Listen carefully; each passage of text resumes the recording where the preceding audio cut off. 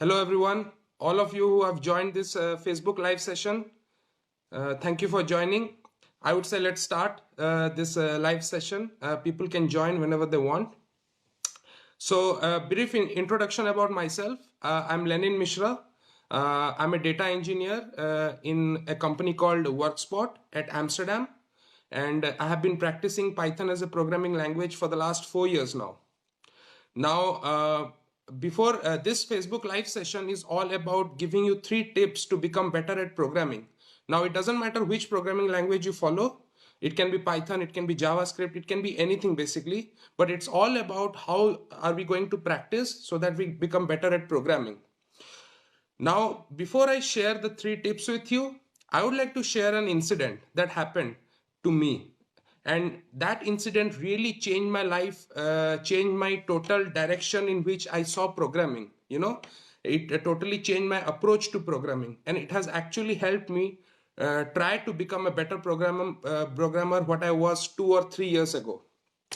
So it happened quite a few time ago, and I was working as an ETL developer for a company, and that company in that company I was given a task of writing an AWS Lambda function in Python.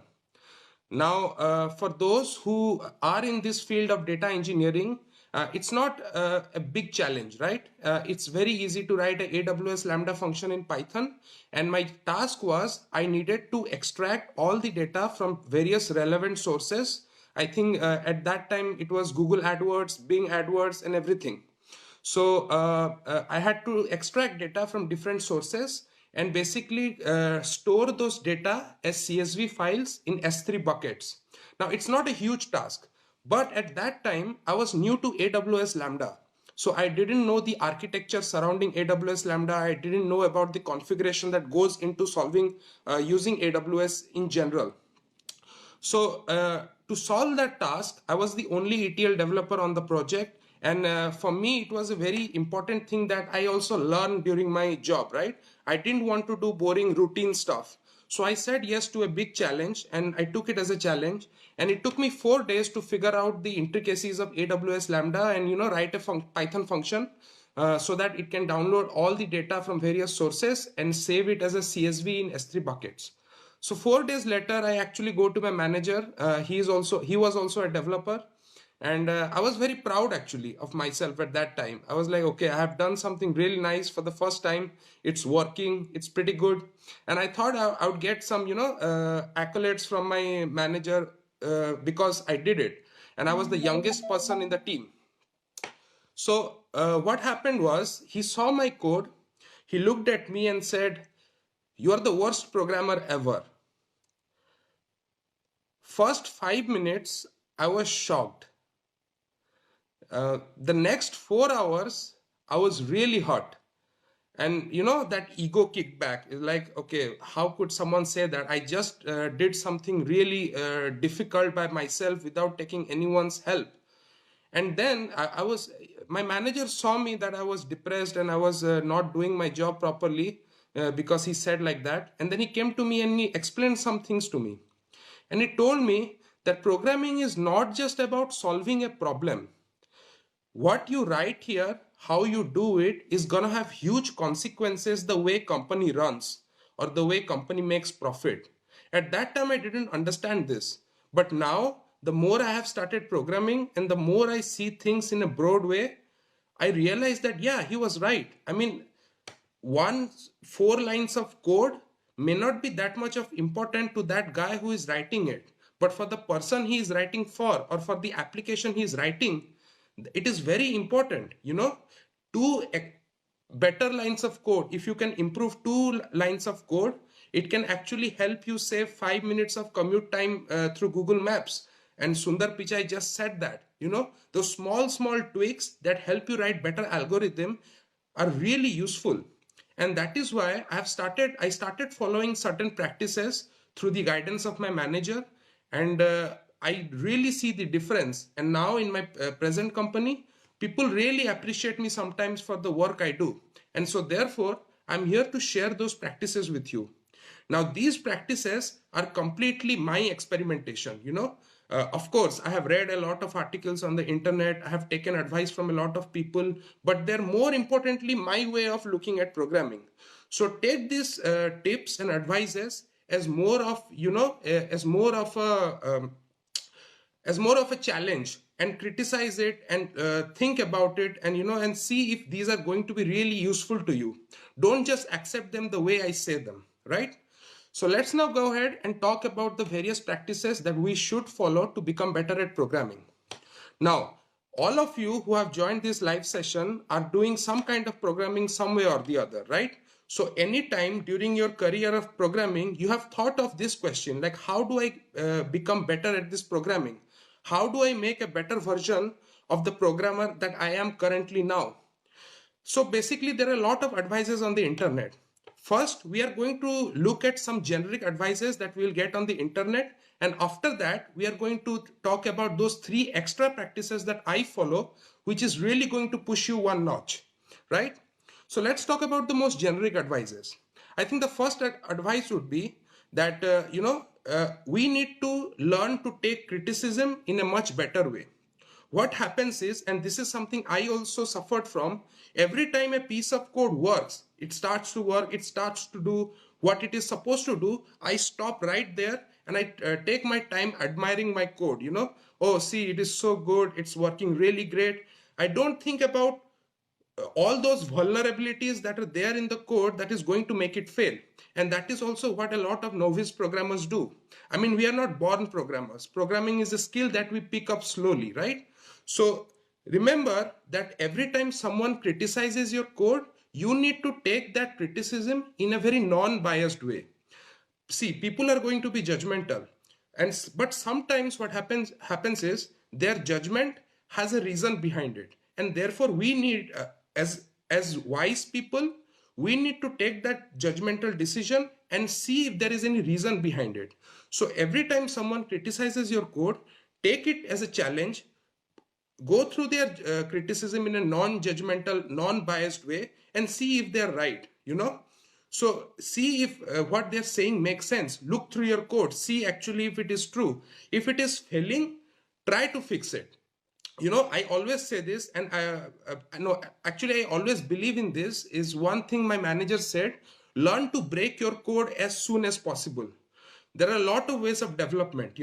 Sometimes what happens is, when we want to make something, that we want to build a platform, and 3 or 4 years down the line, we want to see it in a certain way. We try to build it like that from the first day, but that's not how it's done. For example, Google. What Google is today wasn't built in a day. It took 25 years, iterations every minute, to build that thing. So it is very necessary that every time you write a piece of code, break it there, break it as much as you can, find the vulnerabilities. Even if it's your creation, you need to find where code is breaking. So this is one of the best advices that anyone can give you, right? Second thing, it's also very generic advice: Google. One of your best friends while programming is going to be your Google. I see a lot of people, by the way, I'm on a lot of social platforms. I'm on Reddit, I'm on Facebook, I'm on Twitter, I'm on LinkedIn. I'm on a lot of social platforms, and I see people posting really ridiculous questions a lot of times. For example, what is the difference between Python and JavaScript? I mean, that's like comparing an apple to a brinjal or an eggplant, People ask questions like, how can I reverse the string, completely reverse the string? These sort of questions, a lot of times, I think 80 to 85% of the times, if you put down your question on Google, the first 4 search results are going to solve your problem completely. It is true. In fact, when I was learning programming for my internship during my master's in TU Delft, Stack Overflow was one of the best places where I actually learned to code. I found 80 to 85% of the answers I was looking for on Stack Overflow. And usually when you Google a programming question, Stack Overflow is one of the first 4 search results by Google. It has become so famous. So use such platforms to find answers to the question you have, so that you can continue with the what you are doing. Sometimes you get stuck at a question and you don't find the answer, and then you completely leave that problem. Don't do that. Go ahead on Google, find the answers to the questions that you don't know, and solve it, and go ahead. So that's the second generic advice that I can give you. The third generic advice that I can give you is read lots and lots and lots of code. Doesn't matter whose code it is. Nowadays with platforms like github.com or Bitbucket or a lot of other platforms, you can really read code of other people. So it helps you to get into the mind of that other programmer, thinking, okay, what is that guy thinking right now? How is he trying to solve this problem? You know, it's like, it's not, by the way, it's not reinventing the wheel. It's not. It's like you are going into his mind, reading how he is programming, and you are trying to make a better wheel, you know. And that's why people call research, you know, it's searching something again. So don't think that you are reinventing the wheel or using someone else's solution. It's totally not wrong. It's, you should always be inspired from the good code that you find on the internet, and you should always criticize the bad code that you find on the internet. It's a given, right? That way every person has a chance to become better at it. And don't just go ahead to the internet and start searching random things and read it and just, you know, forget it there. Talk about it. Talk about it on social platform. Let's say you have a question, you find an answer on Stack Overflow. You think this answer is very weird. Talk about it on social platform. You wouldn't believe how many people are actually ready to help you when you actually ask them. A lot of people will be ready to help you.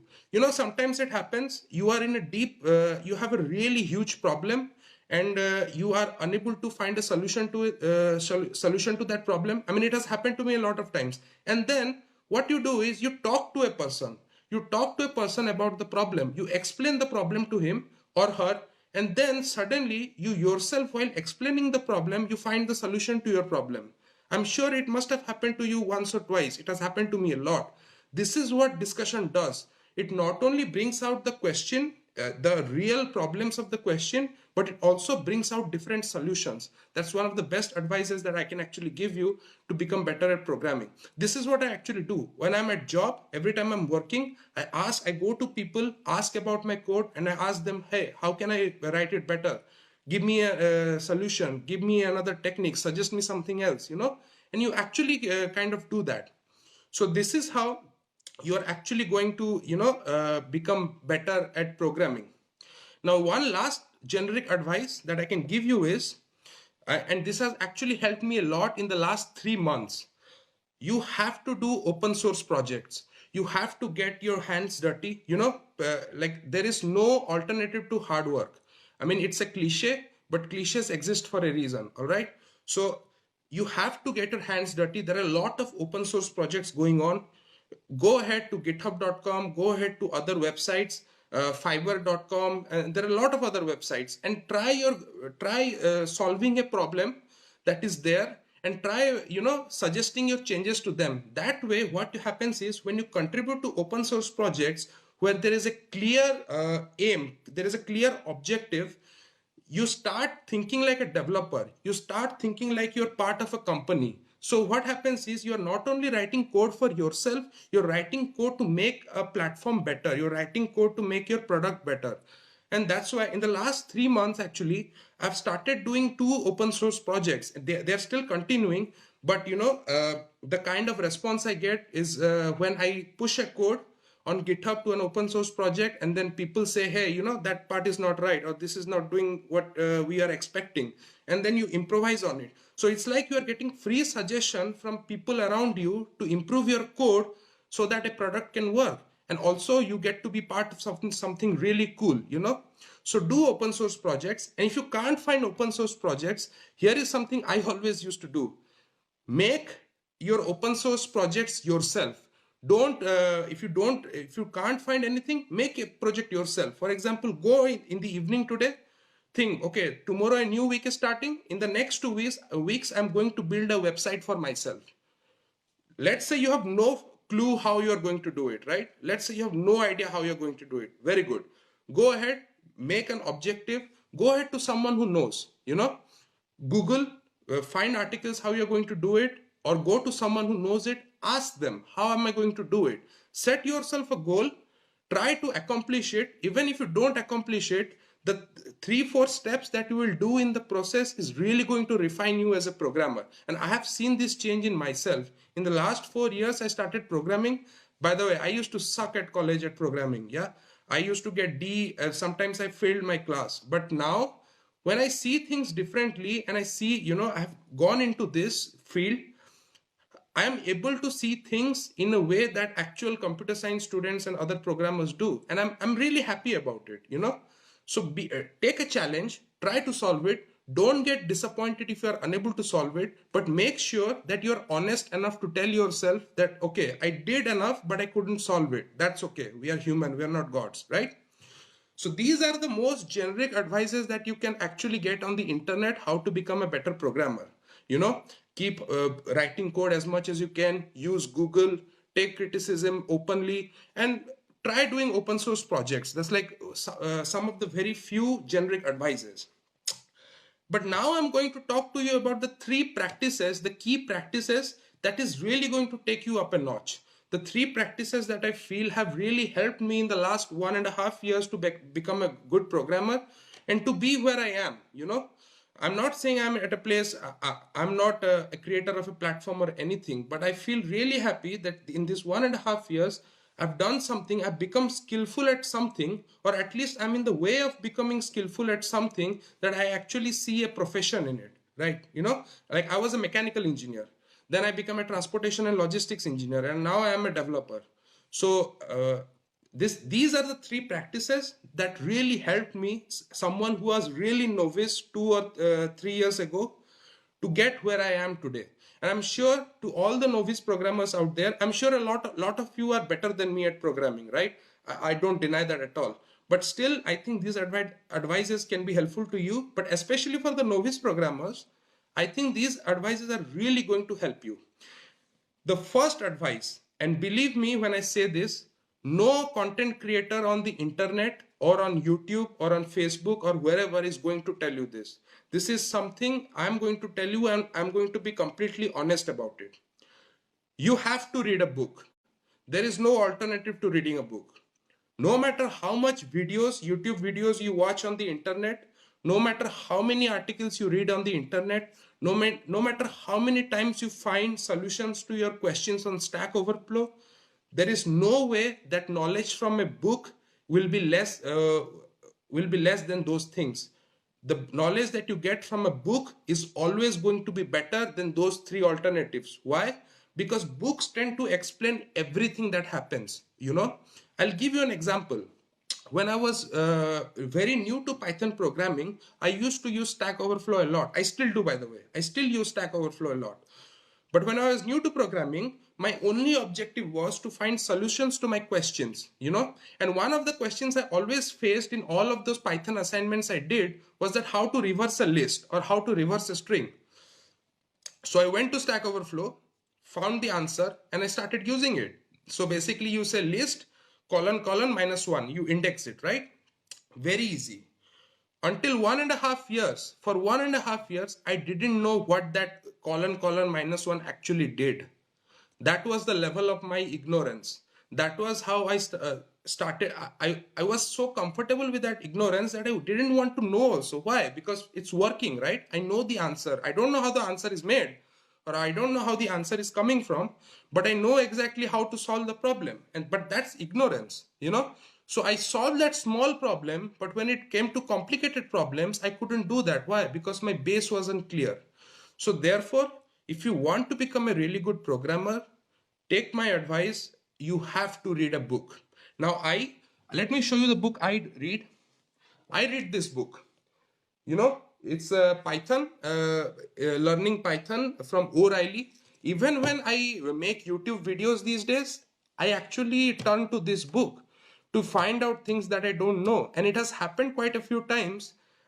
For example, while I'm making some tutorials on lists or strings or something, it has happened quite a few times that I read something in the book and I'm surprised, like, how the hell didn't I know this for the last 4 years? I mean, for even simplest things like print statement or the list or the dictionary or tuples, it has happened quite a few times that there was something about them that I didn't know because the tutorials I followed didn't cover those topics and I didn't know. But now, since I want to give you people the best advice I can on Python, it is my duty to tell you what are the pros and cons of watching videos. So all the people who watch my videos to learn programming, here is something. Watch my videos properly, watch my do the questions I give you through my Google Classroom or through my videos, but then take a book, read it, find out things that I may not have spoken about it in my video, and then criticize it through the YouTube comments. Because see, like I said, we need to take criticism in a positive way. So by you guys commenting on my YouTube comments that, hey Lenin, you didn't talk about it or you didn't say about it, I can come back and say, okay, yeah, I didn't talk about it, and I can make a video about it or write a blog about it, or at least all I can do is I can learn myself, because there is a great probability that I myself don't know about that thing. So I would request all of you, whoever watches my videos, watch them, but please read a book. I'm not promoting this book, by the way. I'm not promoting this book. This is a book that I have read 2 or 3 Python books. This is my favorite book. So I wouldn't suggest this to you, but this is a really good book. If you have any other books, go ahead and read them. Any book is good. If you don't have the practice of reading, pick the thinnest Python book that is there in the market. Read it, get some perspective on what the author is talking about, and then discuss it on public platforms. That way you'll get really better at programming. So this is my first advice. You have to read a book, and believe me, this is one of the most important advice. Let's talk about the second advice. This is related to the advice I gave you on Google, to use Google for finding answers to your question. What happens is, you find an answer to a question, but then what you do after that is the most important thing. It is what is going to decide whether you become a good programmer or you become a mediocre programmer. People give into instant gratification very easily. It's like you have a question, you find a solution, done. It's like your programming objective is completely over. That's it. And I suffered from that for 3 years. I used to find answer to a question and I used to give up right there. I didn't want to look beyond that. That's where your knowledge stops and your ignorance starts. For example, like I gave you the example of reversing a list or a string, right? So I found the answer to that and I stopped right there. I didn't look for anything. I didn't look behind the concept, what is happening in the indexing. And that stopped me from being able to solve problems that uses the concept of indexing. And therefore I usually gave up on the problems every time I had this difficulty. If I hadn't done that, I would have actually solved a lot of other problems and I would have been a better version of a programmer that I am right now. So don't give in to instant gratification. You find a question, you have a question, you go to Google. I completely admit that Google is going to be your best friend. You find the solution, but don't stop there. Look beyond what's happening.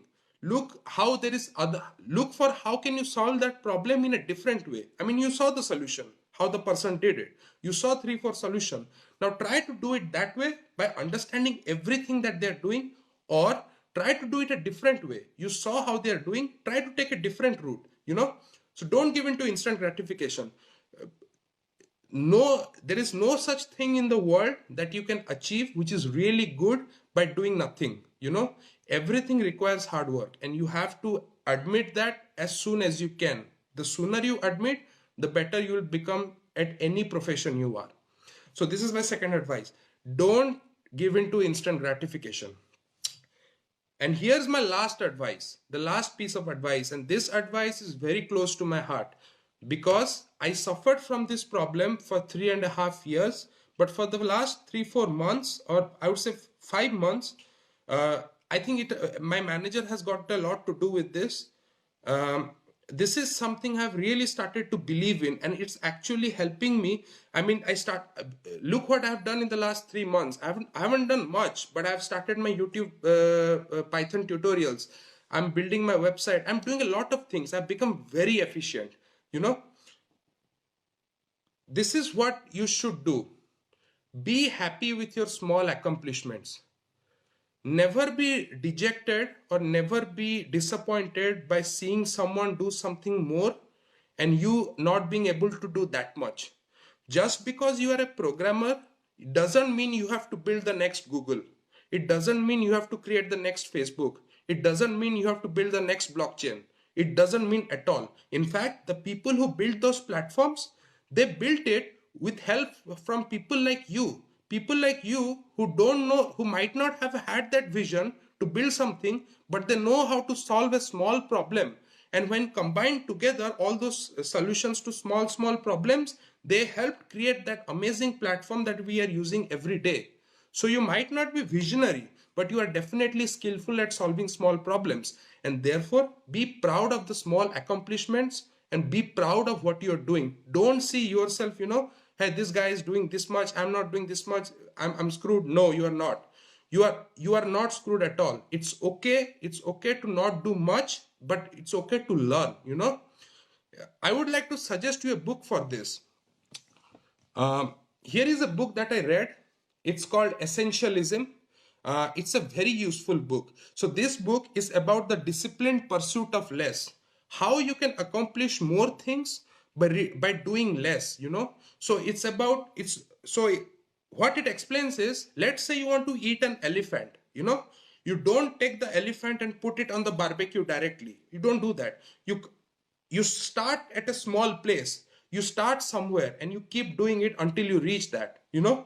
That's what the logic is. So basically, just because you're aiming to build something, which is very good, you should have high aspirations and high ambitions. Even I do. But it's important that you take those first steps that are very much essential very carefully, so that your base is strong, and as slowly you progress, you'll be able to reach the pinnacle where you wouldn't even imagine yourself had you done everything quickly, or try to take shortcuts. So my point is, always be happy about your accomplishments. Also, what happens is, when you're happy about your accomplishments, you are encouraged to do something more the next time. So let's say you solved a problem, right? Let's say you drew an Indian national flag using matplotlib library in Python. You're very happy about it. You took care of all the intricacies in the Ashok Chakra and everything. And now what you want to do, you want to take that level up. If you're happy about doing that small thing, it will encourage you to do something better the next time. And that encouragement is very essential for someone's psyche to become better at something. Because people are there to judge you, disappoint you, discourage you everywhere. You will find them everywhere. If you ask a person to criticize you, they will criticize you no matter what. So it is very essential that you become yourself the source of your encouragement. You have to build that thing in yourself. So thank you, guys. I mean, these are my three objectives, or say these are my three tips that I want to share, the practices that I follow to become better at programming. The first tip is, don't give in to instant gratification. The second tip is read a book. And the third tip is be happy about your small accomplishments. Try to follow these practices the way I do, and you will see differences in the way you program in the next 6 months very easily. It's very easy to see them. So thank you. I hope you all liked it. If you have any comments, suggestions, criticisms, whatever, feel free to put them in the comment section, and feel free to write to me anytime you want. I'll be able to answer to you whenever I have time. And also, if you haven't checked out my YouTube channel yet, go ahead to www.youtube.com/PyLenin and check out my videos. You will not only find Python tutorial videos, but I also try to bring in my professional experience through my Python tutorials in data engineering, in data science, in Matplotlib data visualization. I'm a data engineer, so I'm kind of focusing a lot more on data, but I promise you there will be a lot more. So go ahead, check out my channel, and make sure to criticize, to put your comments as frankly as possible, so that we all can become better programmers. Thank you. I will see you later.